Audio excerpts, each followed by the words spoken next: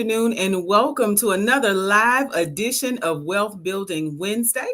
Wealth Building Wednesday is brought to you by TRHT Selma. TRHT stands for Truth, Racial Healing, and Transformation. We are all about on Wealth Building Wednesday spending 30 good minutes. Sometimes it's a little bit more, but at least 30 good minutes putting the information where the goats can get it. And we always have amazing guests. And today is not just like any other show because we have a phenomenal author, philanthropist, artist, a woman who is truly making waves and changing how we relate to our money. Miss Jessica Norwood, founder of Runway. Welcome to Wealth Building Wednesday. Oh, thank you so much for having me. I'm so excited for this conversation.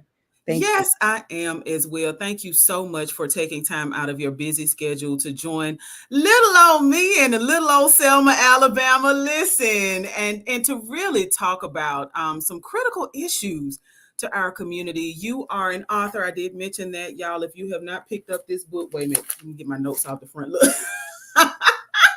If you have not picked up her book, then you are missing out on a treat. It is not only informative from the perspective of how we need to reimagine our relationship with money, and our community's relationship with money, but it is informative if you are unaware of some of the historical challenges, right? Because it's not just me, right? You're not the only person, sis, bruh. You are not the only one.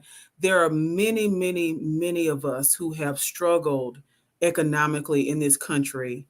And it is important for us to notate that, right? And you've done an excellent job at doing that in your book, Believe in You Money. So thank you for yes, putting your thoughts on paper.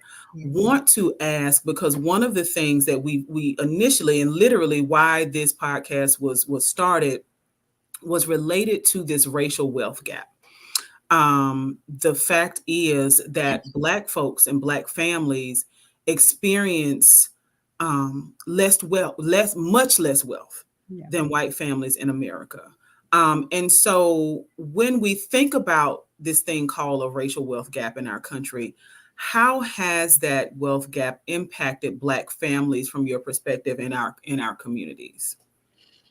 Yeah, first, let me just say again, thank you so much for having me. And Selma is a mighty, mighty touch point and spiritual nexus for everybody in the United States who is thinking about powerful organizing. And I've been coming to Selma since I was a little girl. I, went to 21st century camps and, became fast friends with a lot of really incredible people in the area that do powerfully important work that vibrates beyond just the geography of Selma, but all across the world. And so I just feel really deeply honored to be able to bring some more perspective to the wealth building conversation alongside of the truth and reconciliation work, alongside of the great voter engagement work, and so on and so on that comes from and out of the people from the Black Belt. So thank you. I'm from Mobile, Alabama, originally, for folks who are just checking in and trying to figure out, well, how she know all of this stuff? I'm from Mobile. Actually, I'm from Pritchard, Alabama. So if you really know Mobile, if you really know that area, then you know I'm from Pritchard. And Pritchard is very much like a Selma. It is a smaller community next to a larger city. It is majority at this point African American. It wasn't always that way. And the median income average is around $16,000, so highly impoverished area as well. And I'm like a lot of you wondering, how does an area like this, grow and advance economically? Because I know a lot of talented people from my community, just like you are all, talented artists and communicators and writers and all kinds of different talents, mathematicians coming from our communities. But where's the pathway for opportunity and particularly for investment. And so that is how I got started in thinking of these conversations. And I entered it thinking about it from the racial wealth gap. When I started my work at Runway about 8 years ago, Mhm. I started because there was this data point that everybody kept talking about called the racial wealth gap. And at that time, Mhm. the racial wealth gap said something like white wealth. So majority white folks is Jeff Bezos and all of the rich folks that you can imagine, and the Elons, everybody in there, that on average they had about $144,000 in wealth. Mhm. And that meant from the highest of the highs, and then also to our cousins that don't have a lot of money in there as well, $144,000. And black wealth, and this is with everybody who you know who could be really wealthy, the best basketball players and all of the people who got money on with black money, down to our cousins who may not have much. Um, that wealth was about $10,000. So we Mhm. have $144,000 to $10,000 in wealth. And when we talk about wealth, we're talking about the income that you make from your job. We're talking about equity that you may have in real estate, like your home or other real estate ventures. We're talking about your access to stocks and other kinds of shares that you may have in a company that gives you some kind of wealth. And we're also talking about entrepreneurship, right? We're talking about, well, does your business have equity? Does your business have a value? Do you have other money coming from your business pursuits? Mhm. And when we average all of those things out, right, your income, what you have from your from where you built wealth from real estate, what you have invested, your insurance policies and things like that, and your business, that's how you get that number, Okay. right? That's how you get that number. So there was something inside of that one where 144 to 10 is incredible. And here's the other data set. They at that time, and this is still true, at that time though, 8 years ago, the information was that $144,000 for wealth for whites, $10,000 for wealth for black people, and that it would take 238 years to catch up. 238 years to catch up, only if white wealth stopped moving. Right. That was a sobering data point for me. And the reason that is because wealth isn't stagnant. Wealth continues to move. So you're trying to catch a speeding train at this point, Mhm. right? So when we talk about the racial wealth gap, we're talking about the wealth that's accumulated through the ways that I have said. And we're saying that wealth begets wealth. So a little more wealth adds a little more wealth and a little more wealth and a little more wealth. And because of that, it would take 238 years only if white wealth stopped growing. It just froze in time. How does that affect our community? This is what your core point was. But I wanted to set it up because if you didn't know what wealth gap meant, I want to give you some information about what that means. All right, how does this affect our community? Well, $10,000 to 144,000, and you won't catch it. You won't catch up. In fact, the number is declining. It was 10,000 when I started. It was, it's slipping down to $8,000. It will hit zero. What happens when we hit zero wealth? I think they're expecting maybe 15 more years now. It could be accelerated with all that's going on in our economy, but 15 more years, you're at zero. We don't have to look very far to know what happens when you have zero money, zero wealth. Right. You are vulnerable to predators, relationship predators, people who in housing who be predators. You're vulnerable. You can't withstand if something goes wrong, whether it's on the car, whether it's your health, we lose a job. You have no cushion and no ability to navigate life. Mhm. Not only that, that number signals the fact that your community does not have the resources to really go on. What happens to your culture? What Right. happens to your buildings and your places and the places that make you feel safe? What happens to those things? You don't have that because there's no availability of investment even coming in. That number, that 10,000 to 144 signals that those things get built and they continue to grow and grow and grow because people have found it that it's okay to exclude Black communities from real economic opportunity. And that has been the case since, you know, Black folks have really, been in this country since the founding of this country. Mm-hmm. So it's a pervasive issue and it creates a level of instability, vulnerability for our people and for our communities. And more than that, I think what it also does, and the part that's most heartbreaking to me, is it signals that you aren't valuable, that your contributions Yeah. and your intellect aren't needed for our success. And what happens to a people when you constantly make them believe that they have nothing to contribute and that they are not valuable or worthy of an investment? So, in even contemplating that, and just when we think about, there's always this pushback of, not always, but there are sometimes, Yeah. we hear people push back with the idea of Black Lives Matter, right? We hear people say all lives matter. Well, why don't you stop shooting and harming yourselves in your own communities? Um, let's think about the impact Yeah. that being told that you are nothing, like literally systems Yeah. that are designed to hinder the Yeah. progress of a particular group of people, Yeah. right?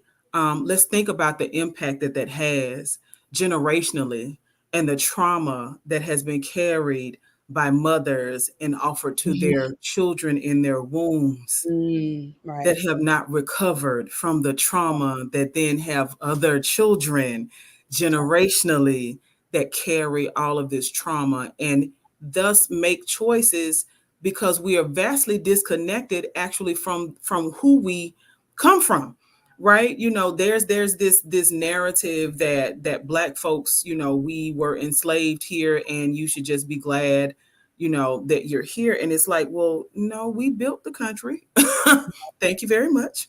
Right. um and there is a need for reparative investment Yeah. because of all of the things that have happened to Black folks along the way. And so I want to just ask you about what equitable investment looks like, because when you talk about the wealth gap increasing, literally, even though folks are saying, well, during COVID, there were businesses. Do you like literally 43 to 1 when it comes to Black businesses that closed down to Yeah. one white business during COVID.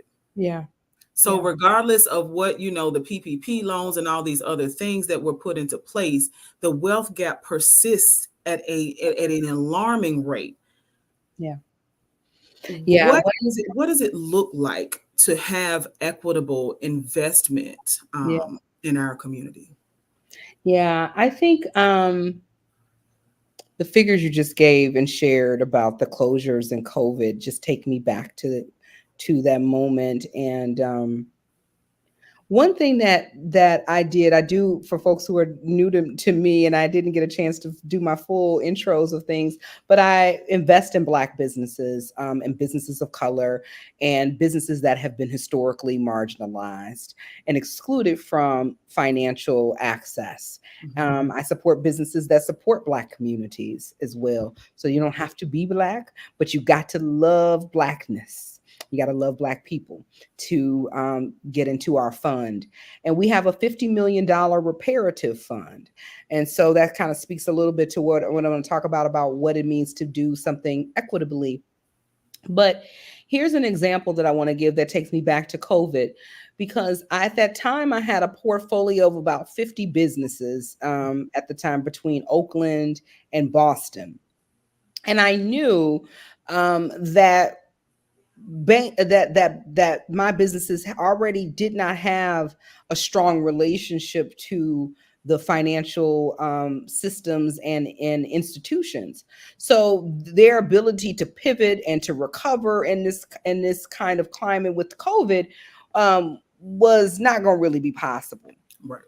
And so I called some of my friends and investors and my team members, and all of us got together and we decided that we would do something that had never been done before. I actually called my friend Aisha in Jackson, Mississippi, who runs Springboard. I can't remember the Springboard something like, but they have the Hmm. Magnolia's Mothers Trust. If folks want to, Yes. and I called Aisha and I said, Guaranteed income. download everything you can to tell me about universal basic income payment. And she shared about how they did theirs, and we kind of co-created something on the fly, and we called our investors and we said we need more money, Okay. and here's what we're going to do. We're going to send payments to to our investments. And so instead of you trying to figure out how you pay me, I'm paying you right now. Wow. And we created the first universal basic income payment for our portfolio of businesses. So about 40 or so businesses, I don't remember if it's 40 or 50 or so businesses at the time, got a direct payment of $1,000 a month from me for 6 months. Um, and we also renegotiated all of their loans and applied for PPP and got everything that we could for everybody. We gave them coaching on from high level marketing, professionals to help them pivot their businesses if they were more brick and mortar and needed to obviously go online at that point. Hmm. And I'm excited because all of our businesses stayed open. And not only that, they did grow, but it was because we were looking for this equitable solution. We knew that what our businesses needed was cash. A lot of folks at that particular time were trying to give out loans during, Hmm. so instead of just saying, here's the money, go ahead and be great and succeed and take care of whatever you need. This wasn't a grant. You didn't have to report to me or do anything specific. You didn't have to even apply. I called them and said, this is what we're going to do. And you can use it, pay, buy groceries, pay for a sitter, get masks, pay for your business, whatever you want to do. I don't care. I don't care about that. And it was surprising to me when I talked to other financial institutions and providers like myself. Their response was to try to create a loan product when nobody needed more debt. They just needed good old cash to make it through. Right. And so to me, that's equity. It's knowing the history, knowing the circumstances, knowing the culture, and creating a solution or a response that honors all of those things. When I'm talking about Believing You Money, which is the name of the book is called Believing You Money, what would it look like if the economy loved Black people? I'm talking about long-term money. I'm talking about money that is directedly anti-racist, and that's not something that people often want to say because folks like to skirt around everything and don't want to name something. But I Hmm. think it's important for people to acknowledge that that there has been a pervasiveness that has been anti-Black, and you have to be more than just I'm not racist. You have to actively dismantle the ways where racism shows up in these systems. Right. And so it looks like long term, it looks like being anti racist, it looks like non extractive terms, it looks like making sure that you're not trying to take over somebody's business or displace them or harm them in a way that moves them out of the track of building wealth. You want to keep them on the wealth building road, you don't want to take them out. And so, and then the book obviously lays out a lot more, 6 other principles that really matter for us to consider around how we're doing this in a way that's believing you money, but really equity based. Like we have to talk about moving from this idea of going alone and go back to what is really our cultural way, which is a lot more community and a lot more collective. We have to really talk about moving from transactional relationships into ones that are more transformative, not just for the people who are borrowing, but what changed in me. Yeah. Because I dismantled these questions and issues about power that I was holding. Because all of a sudden, because I had money, now I started acting funny and doing something and Mhm. creating hoops for people to jump through because I had the money. When if I look at this, how am I undoing that power dynamic inside of this? These are the kinds of things that I think make a movement of money reparative, equitable, and give us closer to addressing the systemic issues that happen in the racial wealth gap that create something like that. So now I want to, and before we went live, we were having this conversation, right? And so I met you, I think it was earlier this year. I would say it was like, was it Was it April?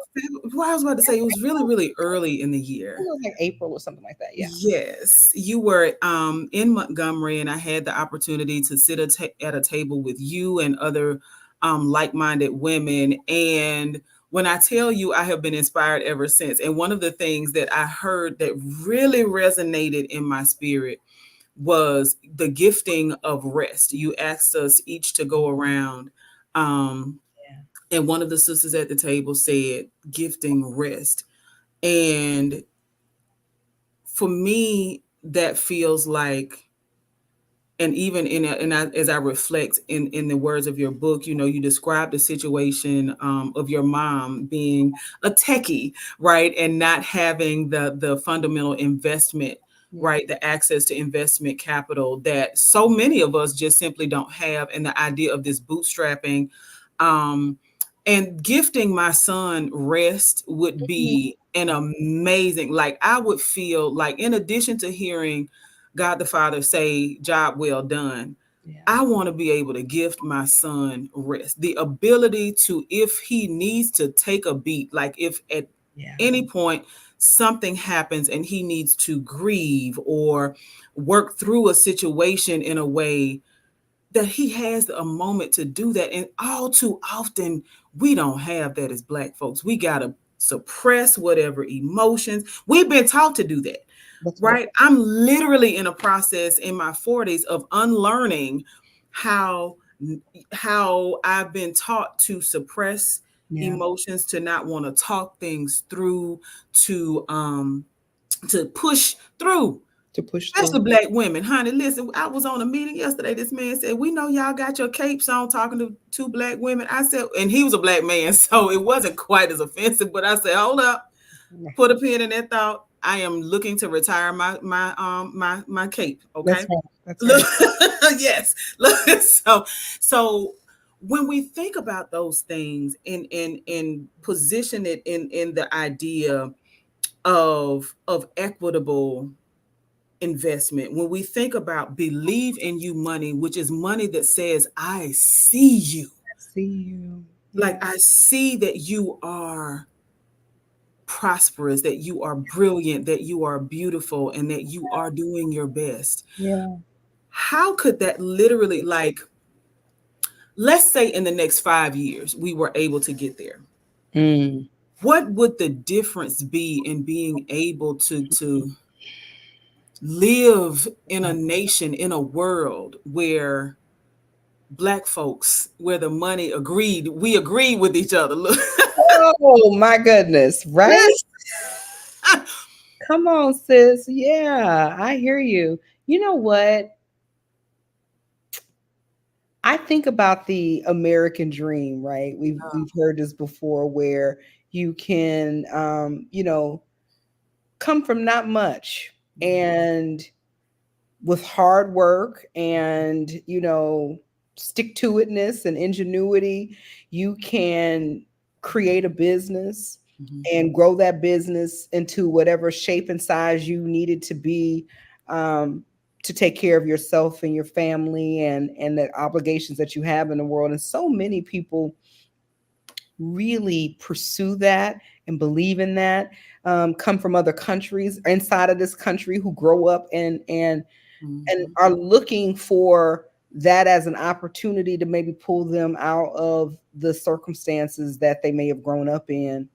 It can be a real game changer, a business can be, and getting out there and using your own wit and so forth. And I think about that American dream, and I think about this other piece. Langston Hughes has this poem, The Dream Deferred. Mm-hmm. This is what happens to a dream deferred. Does it shrivel up and die on a vine? And I think about what happens when that dream is deferred. What happens to our communities? What happens to our heart and our spirit?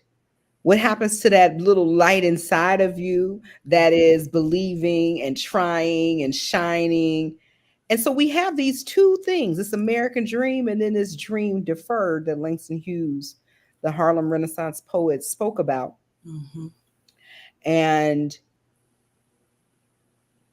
I look at what we're doing when we talk about believing you money and equity, and I think we're investing in folks' dreams. More than just calling it a business or entrepreneurship, what I'm really interested in, what I think really changes the tempo of what we're doing is I am doing what should have happened all along is noticing talented people, Mm-hmm. noticing and believing in them and their innovation, believing that what they have to offer is what we need in the world. I may need that business idea that you're holding on to. That might be the game changer for everything we're facing right now. But that I believe it can come from a Black body. I Yes. believe that it can come from the body of a woman. I Mm-hmm. believe that it can come from somebody, it's like coming from a Selma or from a Pritchard, Alabama. I believe in that. I believe in that so much that I'm going to go and raise the money and make that money available over and over and over again so that we can get a shot. But I believe in restoring what's been taken from us. And part Mm-hmm. of that is making us feel as if our dreams don't matter, and that what we see in the world and that vision and that light inside of us, that doesn't matter. But I know who I am and whose I am, and I know that God-given energy and light matters in the world. And so my job is to just open that door up, to open it up, let that beauty that we have really flourish, and um yeah, that's what really comes up for me when I'm thinking about believing you money and what changes for us. I think that there's a part of us that you mentioned, that rest. There's a part of Yeah. us where our shoulders relax, our heart, stops racing. That constant fear that we can be disposed and displaced starts to leave us. And when you stop being in fear, when you have a moment where you can feel like I can catch my breath a little bit, where you feel like I got network, I got support. Everything ain't going to be perfect in this world because there's always going to be something to mourn and to grieve. There's always going to be a closing of a chapter, whether it's a romantic relationship, a family relationship, a work relationship. There's always going to be these nuances of things going on. But I feel like I have the ability with the people around me, with the support, with the resources to navigate those things. I think that we have at that point a community that sees itself as valued, Mm-hmm. as valuable, as worthy. When we start to know our worthiness, then everything around us starts to change. I start talking differently. I start wanting to associate differently. I start building not on the condition of what somebody else thinks of me, but what I know God says I am. I change in my perspective everything around me, and that changes generationally after generation after generation. One time that the money that I'm putting into folks right now, when we did the universal basic income payment, and at this time when we did the payments, it started off in the month of May. So I feel like we knew the pandemic was up and running. April, we started calling people, and then by the end of April, beginning first week of May, we had a conversation with all of our portfolio of companies that we were going to send these payments. And one of the guys who is in the portfolio, I'll never forget this because I'm never expecting a man to, this guy don't break for nothing. And he started crying on that call and said, "You've done more for me my Mhm. family, my business, and my community than the US government. And at that point in time, we had, because there Mhm. was no PPP yet or any of those things. It was just some Black girls believing in each other and believing in them that pushed for it. And I cried and everybody cried. I had to turn the camera off. Everybody was just like the ugly cry, the Oprah Winfrey ugly cry. Yes. Like I was ugly crying all over the place. But that's what we can do for each other. Yeah. And that he felt that, and my team felt that I feel that and talk about that today. My whole body and ecology is changed, Mhm. where I know that we have the power. It's not a guess. Yeah. I'm ramping up to how when we can really feel it everywhere. But I know we have the power and the ability to change everything for ourselves with Believe in You Money, for sure. So I'm excited to hear that, because when I think about the impact that the lack of investment, right, that Selma has experienced, Yeah. Pritchard and Selma are like first cousins. Yeah. Um, and so Selma, in many ways, and again, I appreciate the thoughtfulness with which you pen your book, Believe in You Money, because you talk about the historical context. Yeah. And when I think about the historical punishment, right, the systems that literally went to work to punish our community, Selma, for those of you out who are tuned in and you're not based in our community or don't know the history of our community, because there are folks who live here who don't know the history of our community. Yeah. We played a major role in the voting rights movement. People come from all around the world to stand on the bridge where our foot soldiers stood in the face of law enforcement on March 7th, 1965. And so much of what we see that our community does not have stems from this systemic, and we were talking about this prior to going live as well, the things that even government has done, Yeah. with building interstates, right, and just crashing straight through, plowing straight through neighborhoods. We see that reflected in Montgomery, which is only 50 miles from Selma. Yeah. We see the fact that 85 was cut off right in Montgomery, and you have to take 80 to get into Selma and not have an interstate, which cuts off money, Yeah. right? So for folks who are trying to connect the dots between interstate, the interstate creates money, that creates revenue, because you have more people traveling from all across the country and all around the world on these major highways. Then, okay, yes, we have Highway 80, we have the Alabama River, we have the railroad, we do have advantages. We also had something called Craig Field, which was an Air Force base that was based here. But after the voting rights movement, it was then moved, That's right. right, which took away dollars from the families that had established here, the soldiers who were spending money here. And so, in many ways, the idea of scarcity, which you talk about in your book, it hits Selma in a way unlike any other place. It's plantation-esque, right? Like, Yeah. because there are folks who, once you make it to a certain point, feel like, oh well, I've made it, I've arrived, and regardless of your skin tone, you don't try to reach back, Right. right, to help other folks. There are just so many dynamics, so many things that have caused this decline, if you will, of a very historic community that gave to the world, Yeah. right? Corporate America has just simply not chosen to invest in our community. Yeah. What could Selma look like if we believed in us enough, right? Yeah. If we had that reparative investment, what could Selma, or even what could Pritchard look like, Yeah. if we had that reparative investment? It's a great question.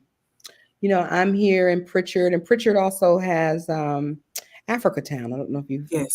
familiar with the story of Africa Town, where the last known slave ship, Yep, the Clotilda. flotilla, is found there. And it's been interesting to watch, much like Selma, where you have international acclaim to a Mhm. particular place, but you don't see the translation of that Right. in an economic, viability and so forth. Um, and so we see, people talking about Africa Town, and what are we going to do, and all of these different questions. I also know the way where there is a particular point where there are some folks who financially benefit from keeping certain communities in the margins. Mm-hmm. And the easiest way to say it is they take your data points and write grants for it all the time. Mm-hmm. You don't see it, but they, are saying Mm-hmm. this is our geographic area, and this is this and that. Um, there those things are happening. So I want to level set it and say that what happens for a Selma and for a Pritchard when we get this kind of believe in you money investment? How do we even get to that? The first place I believe you go is you've got to be willing to define for yourself who you are. I see a lot of communities, and Africa Town, Pritchard in particular, is one of those places where you can talk about all the things that have gone wrong, the interstate going through the Right. area, Mm-hmm. the continuous exploitation to this day of the data and community. There's no transportation system anymore. The neighboring, Mm-hmm. like so many things have happened. But what I say to them is the first thing you don't do is you don't let dominant narrative folk, right, Mm-hmm. define who you are and who your leadership is and what your story is going to be. It has to authentically be who you say you are. And so, what I mean by that is a place like a Pritchard is still trying to play inside of the rules set by a more dominant, mainstream, white centric Mm-hmm. idea of what success and possibility and innovation looks like, but it's not authentically coming from who we say we are. Because when we start saying who we are, they'll be like, no, no, no, you can't be that big now. That ain't for you. That's that. Mm-hmm. You all right? This is a transportation hub and area. And we say we want to be known for climate transportation, and Right. they're like, y'all can't be climate transportation. That's y'all a black area. Y'all can't. That's not for you. That we do that over here. Mm-hmm. And so you got to be willing to define for yourself and never let anybody else tell you who you are and again whose you are. You got to cut that off from the very beginning and set the table. A lot of what believing you money is about and the principles I'm giving is about boundaries. It's about letting Mm-hmm. folks know who you are and whose you are and what you want and what you expect and what you're going to deal with and what you're not going to deal with. And to be able to do that from a financial conversation. It's a two-way street. You want to do business with me, then I should be able to say, well, will it look like this? And this is what I mean it needed to look like. You can give the people the book and say, I need it to look like this and feel like this. Mm-hmm. And so I believe that when we have this money, we have defined for ourselves who we are. We have a narrative that's not linked to the dominant cultural narrative, but it's linked to authentically us and seeing us in our brilliance. Mm-hmm. We have framework, boundaries that help us to navigate our expectations of partnership and relationship with other people. And so we help keep each other safe when we have those particular boundaries set up. And I think at that point, we are in a position in those communities to move it forward, by saying, here's what I want. Here's a vision I have, and this vision is about me. It's not about playing into whatever dominance cultural thing is going on. This is about who I see I am and what we think we are. And this is how I expect you to show up. I think, and it looks like for a Selma, nobody should come to Selma for a 60th anniversary without a commitment to your economic prosperity. Amen. Like they got to get permits, they got to talk to you and collaborate with you to get in there. It should be the baseline of the conversation, not an after point. The point begins with this is who we are and what we want it to look like, and this is our expectation. I love it. Same I thing, love same it. thing for Africa Town. It's Mm-hmm. like yes, I think yes, I can appreciate that you want to talk about the story or you care about these particular things. Mhm. However, we're not going to just be selling a story for a flash in the night or for a photo op or whatever it is.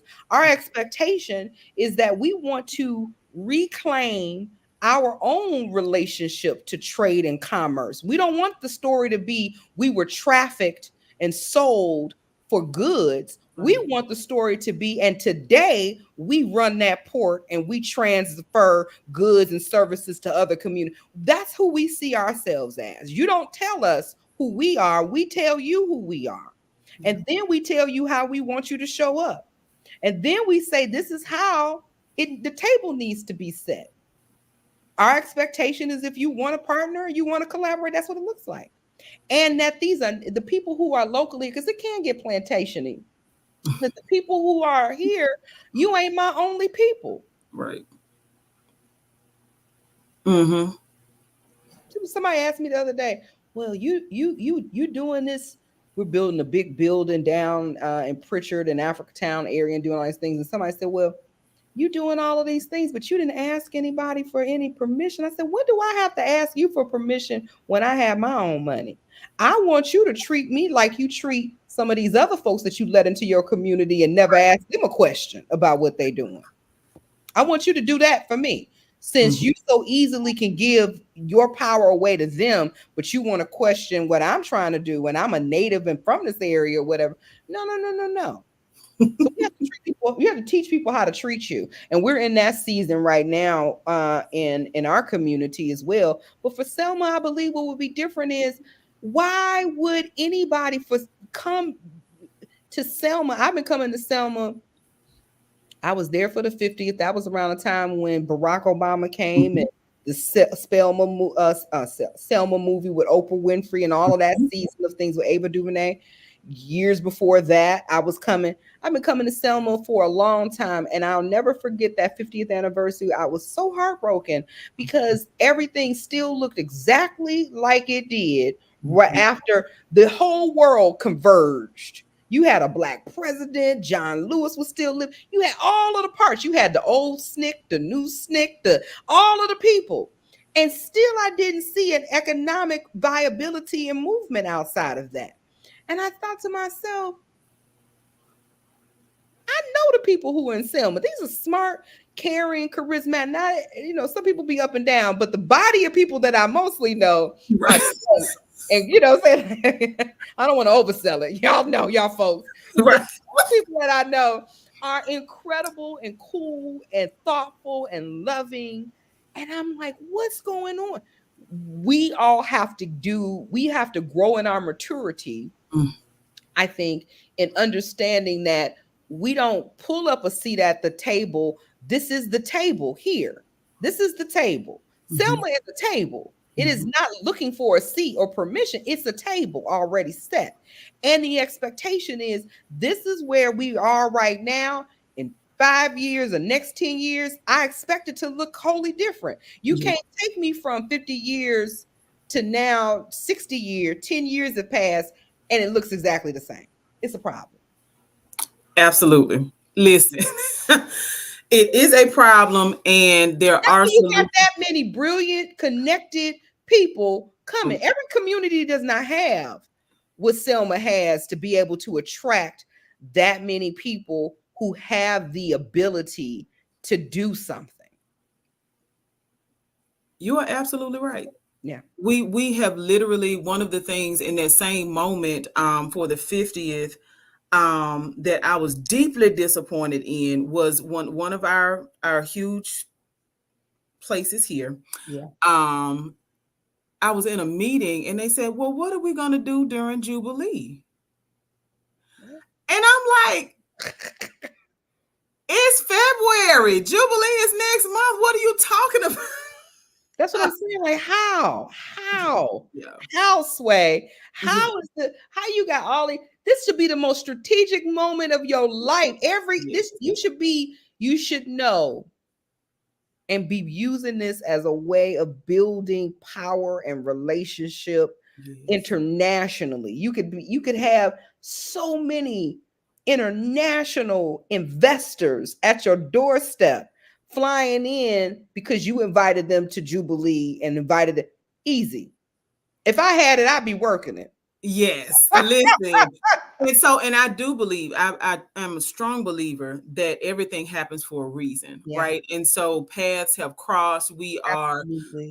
in a space where Selma is going to be better. Absolutely, absolutely. And we're all, like I said, we're growing in our maturity around Mm, those things because we are still, some of the facts and things that I talk about in the book, one of the mhm, reasons that I put some of these stories and narratives in there is to level set about what time frame we're in.